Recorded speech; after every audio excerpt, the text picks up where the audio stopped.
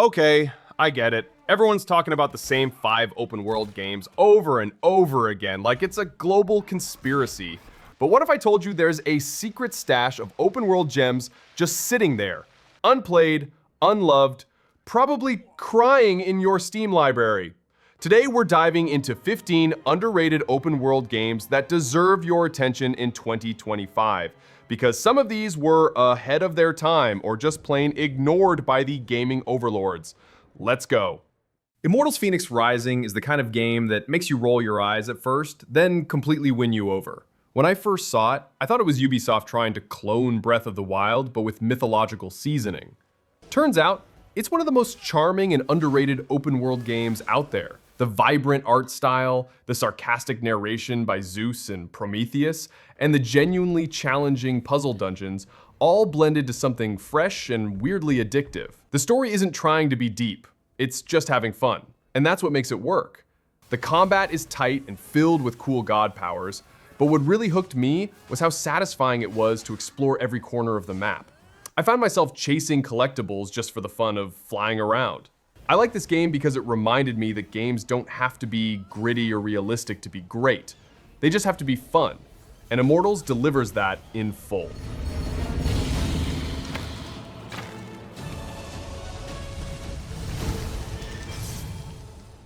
Atlas Fallen is the definition of a flawed gem. It has janky edges, an empty-ish world, and an awkward story, but man, when it clicks, it clicks. You're gliding through deserts like a superhero, smacking giant monsters with shape-shifting weapons, and stringing together air combos like you're auditioning for Devil May Cry in a sandstorm. It feels like an AA game with AAA ambition, and I respect that. The lore doesn't always land, and some dialogue made me cringe hard enough to dislocate my spine, but the gameplay loop is addicting. What I personally love about Atlas Fallen is the mobility. Surfing through dunes never gets old, and the Gauntlet upgrade system give you a ton of customization without overwhelming you. I kept coming back not for the story, but because slamming desert titans with a glowing hammer the size of a vending machine is just fun. It's not perfect, but it's a blast.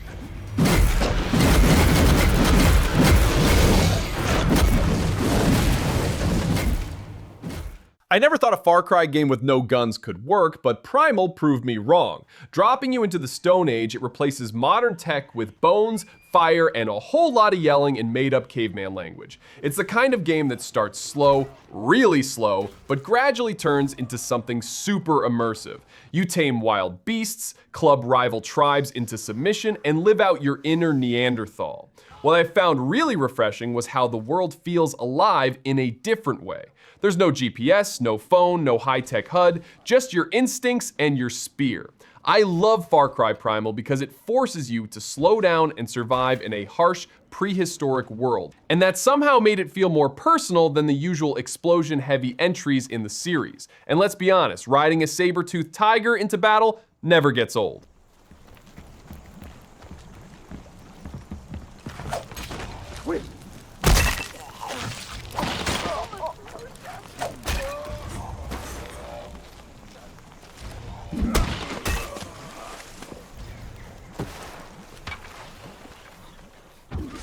Submerged Hidden Depths is one of those games that doesn't shout, it whispers. There's no combat, no high-stakes drama, no jump scares, just gentle exploration through a flooded, overgrown world filled with mystery and forgotten ruins. You play as a sibling trying to restore life to a sunken city, and while the gameplay is simple, climbing, boating, light puzzle solving, it's all done with this calm, meditative atmosphere that just wraps around you. It's not trying to be the next big thing. Instead, it's giving you space to breathe, think, and enjoy beautiful, post-apocalyptic serenity. I personally love games like this because sometimes I don't want to dodge bullets or defeat a villain. Sometimes I just want to exist in a world, look around, and appreciate the quiet. Submerged let me do that. It's more of a visual journey than a challenge, but it's one I found surprisingly powerful.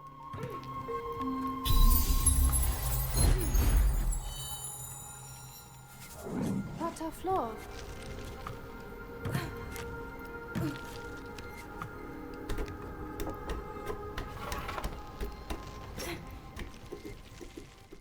The Saboteur is what happens when you mix Nazi-occupied France with GTA-style chaos and sprinkle in some noir vibes. You play as Sean Devlin, a chain-smoking Irish race car driver turned resistance fighter who punches Nazis and blows up Zeppelins for a living, and it's glorious. The most iconic thing is the black and white color palette that slowly fills in with color as you liberate districts.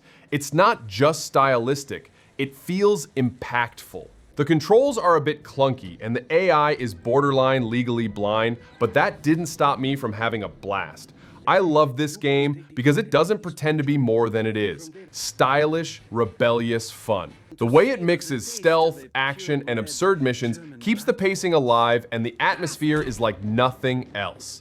It's rough around the edges, but I keep going back just for the vibes and that soundtrack. Nazi freak. Easy, mate. Save some for me. You hit like a Schwanzschlucker.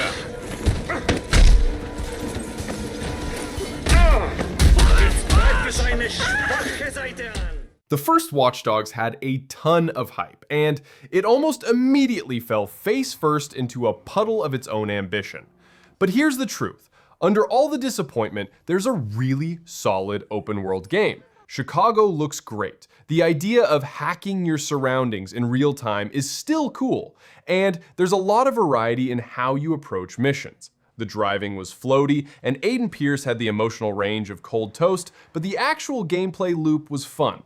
What I liked most was the stealthy approach. Disabling cameras, triggering car traps, and sneaking through gang hideouts felt satisfying. I personally enjoyed Watch Dogs for what it tried to be, not just what it failed to deliver. It's not perfect, but if you can play it without the weight of overhype, it's a pretty immersive ride with unique mechanics you still don't see often.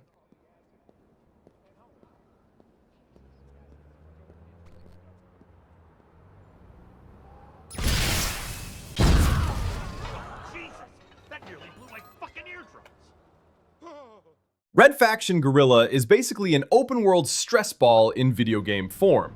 The story? Meh. The characters? Forgettable. But the moment you're handed a sledgehammer and told go nuts, it becomes something special. This game is about destruction. Pure, glorious, satisfying destruction. You're on Mars, helping rebels fight off a corporate military. But let's be honest, you're here to reduce entire buildings to rubble.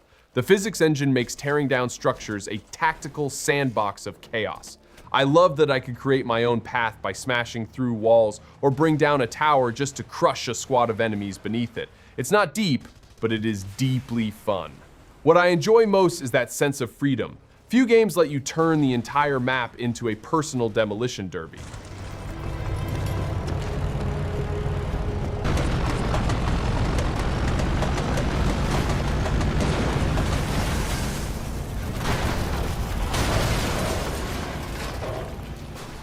Sable is like stepping into a dream. There's no combat, no time pressure, no enemies, just you, your hoverbike, and a vast desert world begging to be explored. It's a coming-of-age story told through quiet moments, gentle puzzles, and breathtaking art that looks like a moving graphic novel. The game trusts you to find your own path and doesn't shove objectives in your face.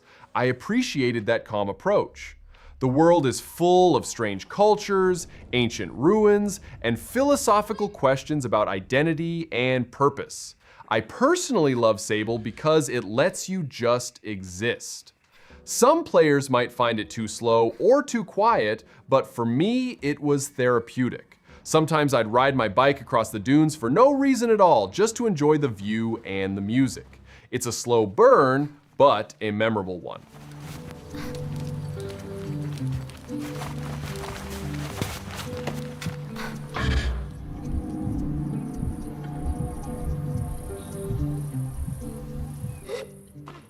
Days Gone got a lot of hate when it launched, and I never understood why. Sure, it had bugs and a weirdly long opening act, but beneath all that is a rich, emotional, open-world game with one of the most dynamic enemy systems I've seen. Playing as Deacon St. John, you explore a beautifully rendered Oregon wasteland filled with freakers. Fast, terrifying, swarmy freakers. The bike mechanics are tight, the crafting is satisfying, and the horde battles are genuinely intense. The story gets surprisingly heartfelt, especially in the second half. I liked Days Gone for how it slowly earned your trust. It doesn't grab you right away, but when it doesn't let go. Deacon might come off gruff, but his arc is one of resilience and growth, and I found myself actually rooting for him by the end. It deserved better.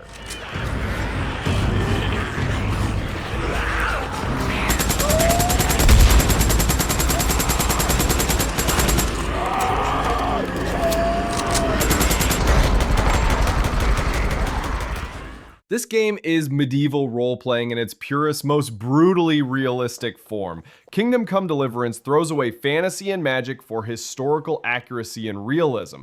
You play as Henry, a blacksmith's son who starts with no skills, can't read, and gets beaten up. A lot. But that's part of the charm. You earn every skill, every win, and every slice of reputation.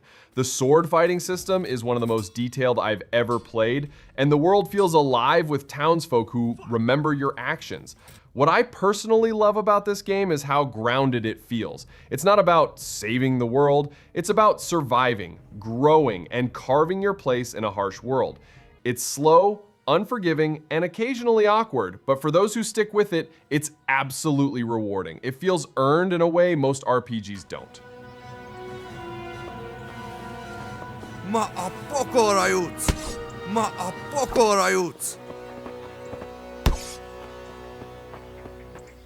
Mi van? Begyulladtál? Most meghalsz.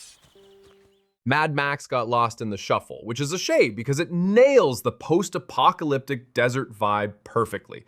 The car combat is ridiculously satisfying, and upgrading your magnum opus feels more meaningful than leveling up most RPG characters.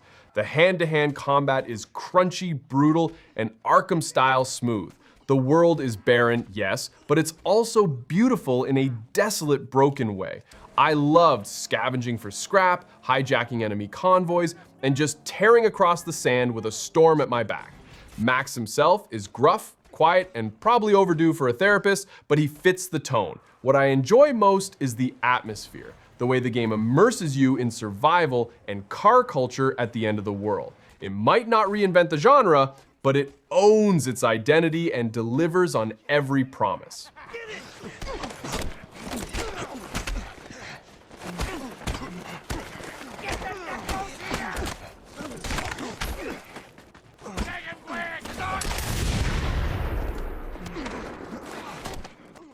Rage 2 is the video game equivalent of drinking an energy drink and immediately being thrown into a mosh pit. The story, practically non-existent. The world, serviceable, but the combat, absolute chaos. You get guns, gadgets, and powers that let you blast, slam, and explode enemies with ridiculous style. The driving is decent, but the real joy is in the moment-to-moment action. What I liked most was how over the top everything feels. It's not trying to be deep, it's just trying to be fun, and honestly, it succeeds. The open world is colorful, full of weird side missions, and sometimes feels like Mad Max's more unhinged cousin. I played this game purely for the gunfights and left with no regrets. It's like a theme park for FPS fans who just want to blow stuff up and move on. No shame in that.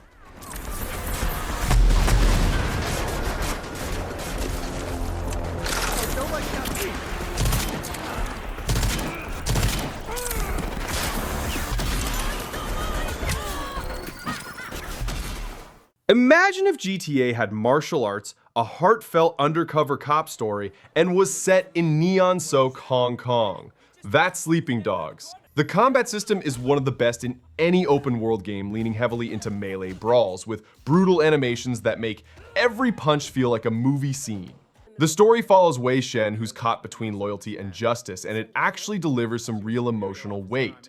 What I love most was the setting.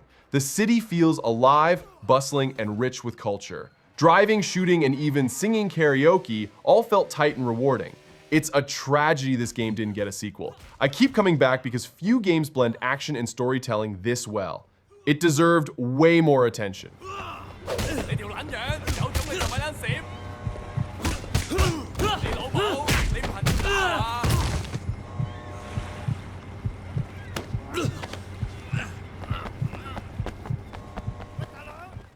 Sunset Overdrive is pure chaos, in the best way. It's like Tony Hawk and Ratchet and Clank had a baby raised on energy drinks and internet memes. The game throws you into a world overrun by mutant soda monsters and gives you guns that shoot exploding teddy bears. The traversal is insanely fun, grinding, wall running, and bouncing around the city at high speed. The tone is silly, self-aware, and full of jokes that sometimes land and sometimes completely miss, but you don't care because you're too busy blowing things up while listening to punk rock. What I love most is how alive it feels. Not in the realistic sense, but in the fun sense. It dares to be different and owns its style. If more open world games were this weird and energetic, I'd never sleep.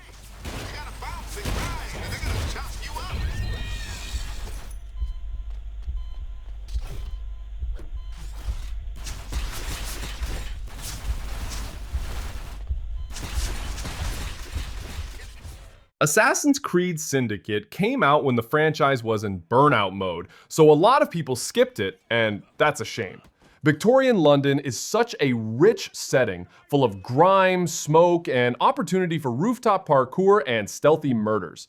You get to play as twin siblings, Jacob and Evie Fry, each with their own strengths and storylines.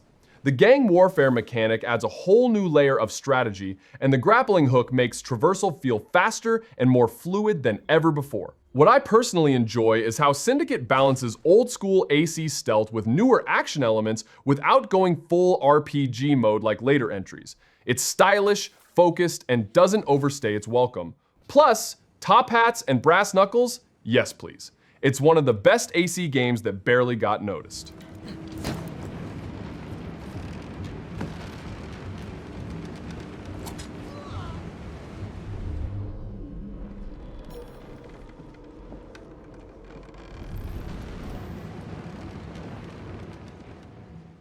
So there you go, 15 open world games that didn't get the love they deserve, but absolutely should be on your radar in 2025. Whether you want chaos, calm, or a grappling hook in foggy London, these games have something to offer, if you're willing to look past the hype and into the glorious underdogs. If you've played any of these, let me know in the comments, and if not, well, now you've got 15 reasons to ghost your friends and disappear into digital worlds again. Don't forget to hit that like button, sub if you haven't, and I'll see you in the next one.